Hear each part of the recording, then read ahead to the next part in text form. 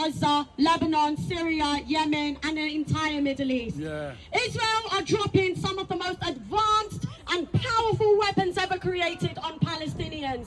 Israel are using high-tech AI and death weaponry in quantities exceeding all previous wars. Shame! Shame!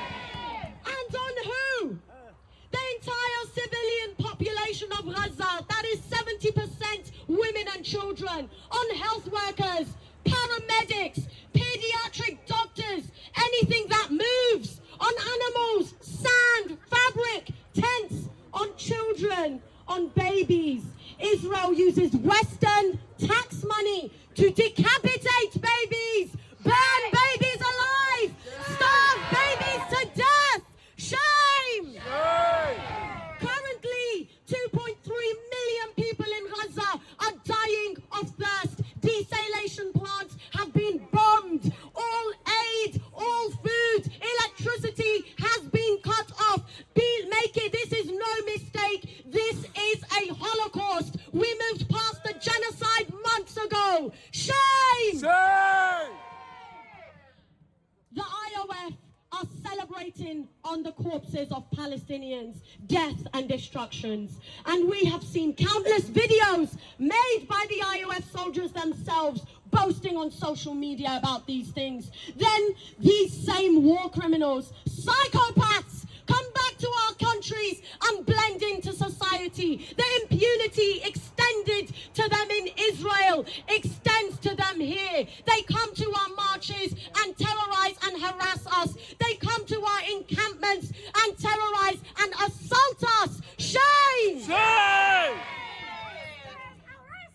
Israel uses weapons made in the UK and US to ethnically cleanse Palestine in the most brutal and barbaric way. And guess who's paying for all of these billions in military packages? We are the UK and the US taxpayer. Shame! Shame! Whilst we struggle with the cost of living crisis, government funding cuts, welfare, disability allowance, housing, healthcare and pension cuts, our hard-earned taxes and army resources are being sent to fund a terrorist state to commit crimes against humanity. Shame! Shame! And let's assume you don't care about the raging genocide inflicted by Israel on Palestine and regional wars. Don't think for a second this doesn't impact us. When the government uses all our funding on terrorist Israel, that means no money for extra housing projects, no money to open up NHS services to treat backlogs, hiring and training more staff, no money for disability payments, no money for us, the British people, and the services we pay our taxes for. We didn't consent to this. It is our basic human right as enshrined in human rights laws to protest against this. In fact, the mass populations globally have been opposing to this state-sponsored robbery, state-sponsored thefts, and we've been taken to the streets peacefully protesting for the past 17 months. However, the government and media, both Zionist puppets, have worked in tandem to frame our protests and our objections as public disorder. We, the public, know what's in our best interest, and it is certainly not using our money to fund a terrorist state accused of genocide in the highest criminal court in the world. Shame! Shame! Our government are robbing us of our money and arresting and repressing us when we object to this.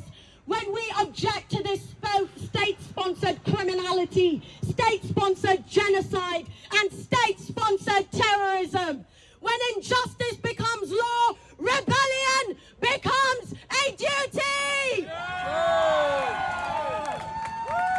We are the masses, we are the majority, and we have the power, and we are taking our power back in the form of civil disobedience. Revolution is on your doorstep, and we will not rest, and we will not stop until Palestine is free! Hurrah!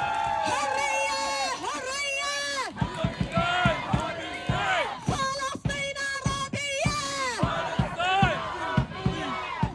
you.